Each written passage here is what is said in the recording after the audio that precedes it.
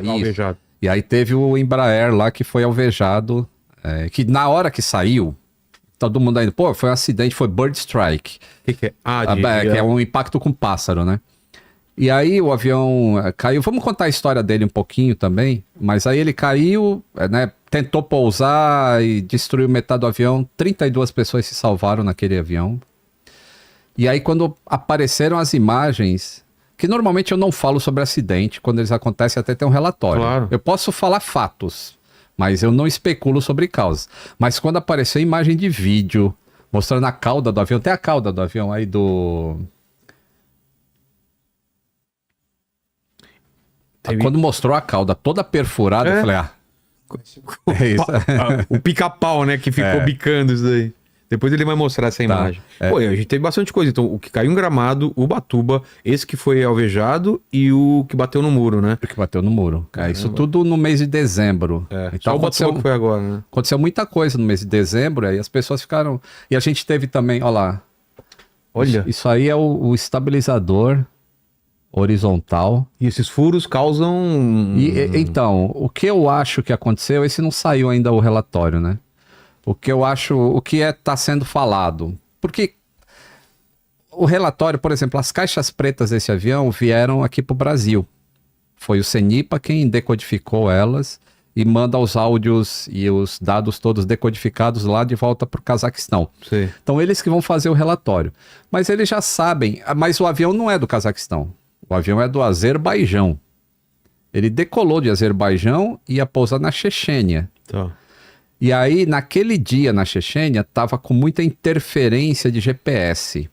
Por causa da guerra, os caras embaralham os sinais de GPS. Lá de drone? Por causa de drone, por causa de míssil, que é guiado por GPS. Então eles embaralham o sinal. Pô.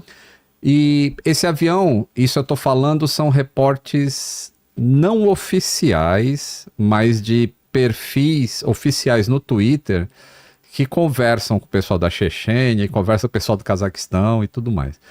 E aí, esse avião entrou no espaço aéreo, né, da Chechênia, onde ele ia pousar, e parece que tinha uma ordem na Chechênia. Isso tem gravação, inclusive, de áudio, tá?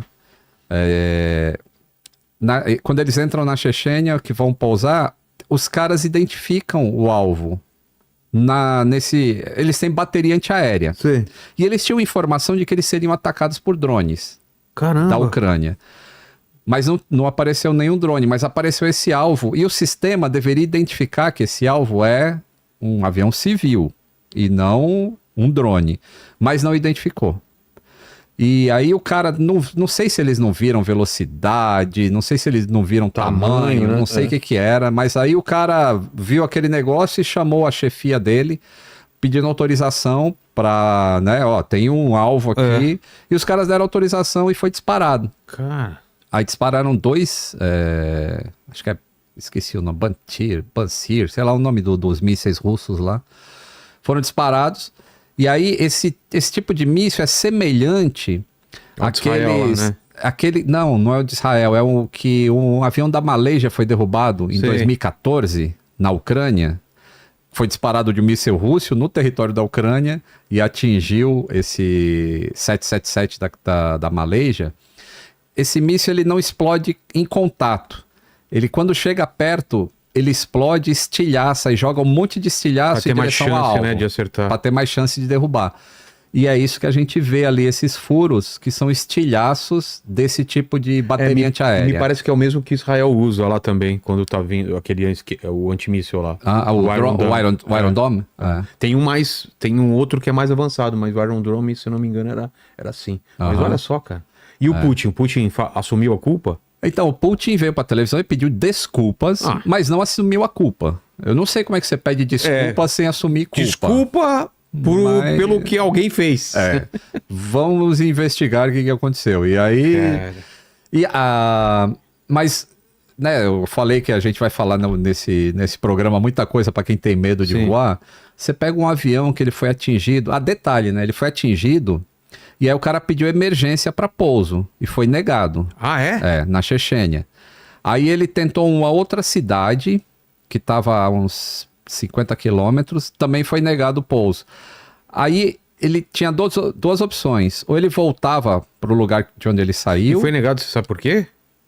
Eu não sei se foi meteorologia ou se foi Ah. por causa desses supostos ataques de drone. Entendi. Aí ele atravessa o Mar Cáspio, que dá... Ele foi mais de... Deu 1 hora de voo Porra. para atravessar o Mar Cáspio para chegar no Cazaquistão. Não caiu esse... Então, você viu o avião voando... Todo alvejado. Abatido, todo alvejado. Só que quando ele chegou lá do outro lado, provavelmente linhas hidráulicas foram avariadas por causa desses estilhaços. E o fluido hidráulico foi vazando durante o voo. Então, quando ele chegou lá, provavelmente ele não tinha mais controle de voo. E aí a gente vê aquelas imagens em que o avião tá meio... Ele sobe, ele desce, e as curvas são estranhas. Aquilo é o cara tentando pilotar usando motor, provavelmente. Sei. E não, a gente não tem ainda, mas é o que aparenta ser. Você acha que se tivesse pousado em algum aeroporto mais próximo, tinha mais chance de... Sim, teria sobrevivido todo mundo. E aí não dá pra arriscar com tempo ruim, pousar no mais próximo? Ou quando tá tempo ruim, aí ferrou? Depende, se não tem limite pra pouso, o cara não vai, né? Limite Na que aviação, você fala é o quê? Cada avião tem um limite de condições meteorológicas pra pousar, de visibilidade e tudo mais. Quando a gente vê assim, tipo, não dá pra pousar em Congonhas, te jogam lá pra Guarulhos ou pra Campinas. Por quê? Porque tá muita chuva? Porque tá abaixo dos mínimos. Mas o quê? De visibilidade? Visibilidade. Só a chuva em si não é fator determinante para você não pousar, a menos que a lâmina d'água esteja acima do limite. Tá. Aí vai aquaplanar, então não é permitido. Mas a questão maior é a visibilidade. Ou vento, né? Se tem um limite de vento também, que pode estar um vento de través para você pousar. Mas a visibilidade tem aparelho que mede isso ou é visual do cara da torre? Não, tem aparelho que mede. Tem os sensores nas pistas e tem um meteorologista na torre. Ah, tá. E aí esse sensor ele consegue medir a visibilidade. Pô, que legal. Chama Runway Visual Range. E esse é um valor que é usado para...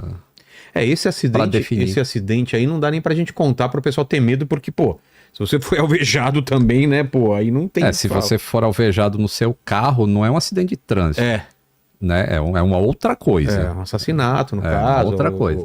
Bala perdida. Então, aconteceu isso gerou, acho que 30 e poucas vítimas, né, no acidente. Mas isso é importante, as pessoas saberem. Assim, e é um avião brasileiro, né? É um avião brasileiro e as primeiras notícias que saíram foram vergonhosas. Por quê? Porque saiu assim, tipo, avião da Embraer, o avião brasileiro caiu no Cazaquistão. Assim, como se o avião brasileiro fosse ruim, sabe? Dava uma conotação assim de...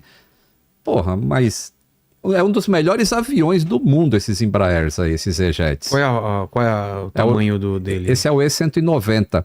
Ele é um... Vê se acha, Além. Ele é um pouquinho menor que um 737. Tá. Mas é um avião excelente. Esse é o E1, tá? 110, talvez? E não tava cheio, então? Não tava cheio. Porque também, né, os caras voar lá em zona de guerra é complicadíssimo, né? Complicadíssimo.